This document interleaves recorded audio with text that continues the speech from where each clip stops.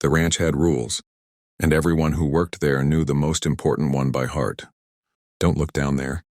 The words weren't written on any sign, yet they echoed through the wind, whispered by the creaking barn doors, and carried by the uneasy silence that settled every evening when the sun dipped behind the hills. The rancher, a broad-shouldered man with a voice that could silence horses and eyes that missed nothing, had said it himself on the very first day the new hand arrived. He said it calmly, almost kindly, as if warning someone not to touch a hot stove. But there was something else in his tone, something sharp and final, like a door being locked from the inside. The new hand nodded like everyone else did, because nodding was easier than asking questions. On a ranch where questions never came back with answers, days passed, then weeks, and the rule stayed unbroken, mostly because no one wanted to be the one to test it. Still, curiosity is a slow poison, and it worked its way into the new hand's thoughts. Late at night, when the coyotes howled and the ground beneath the ranch felt hollow, like it was hiding a breath of its own, he noticed how the rancher never walked near the old well at the far edge of the land, how the horses refused to go close to it, how even the dogs lowered their tails when the wind blew from that direction. One evening, as the sky burned red and gold, the rancher caught him staring that way and said it again, quieter this time, closer, almost pleading, "Don't look down there. That's off limits." The words should have ended the thought, but instead they planted it deeper. That night sleep wouldn't come. The silence felt heavier than usual, pressing against his chest. When he finally stepped outside, drawn by a sound he couldn't name, he saw the rancher standing alone near the well, staring down into darkness. The man who feared nothing looked afraid of his own reflection. The new hand should have turned back. He should have remembered the rule. But he watched as the rancher leaned forward, listening, nodding slowly, as if something unseen was speaking to him. Then the rancher did something that shattered the rule forever.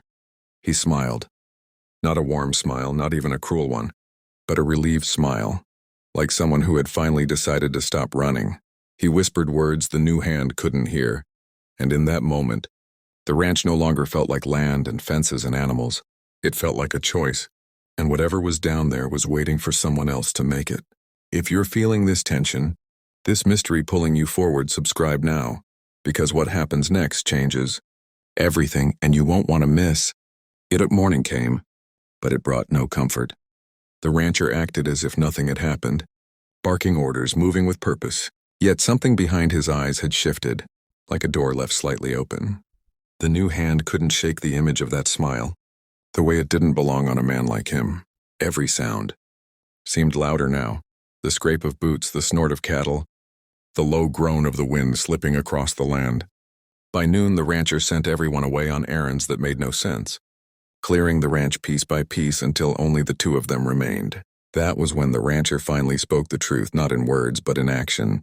He walked toward the well, slow and steady, and this time he didn't tell the new hand to stay back. He wanted him to follow. The air grew colder with every step, and the ground felt wrong, like it remembered things it shouldn't. At the edge, the rancher stopped and looked down again, his face calm now, certain. "It doesn't leave," he said quietly, not turning around.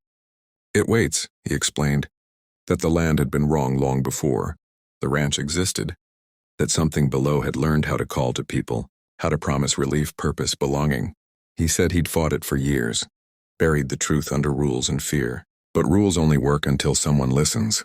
The horrifying thing wasn't what lived down there. It was the choice the rancher had made. He stepped aside and told the new hand to look. Not to see something monstrous, but to feel it. To understand how easy it would be to give in. To let the weight of the world drop away. The new hand realized then that the rancher wasn't guarding the well. He was guarding himself, and he had finally decided to stop. What happened next wasn't loud or violent. It was quiet. The rancher turned away from the well for the last time and walked toward the house, leaving the rule behind like a shed skin. He had chosen to let someone else decide. As the sun set, the new hand stood alone at the edge, staring into darkness that felt alive with possibility and warning. The ranch would continue. The land would remain. And the rule would exist only if someone chose to keep it. That is the true horror, not what waits below, but how easily we step closer when no one is watching. Subscribe to the channel now, because this story doesn't end here. The next choice might be yours.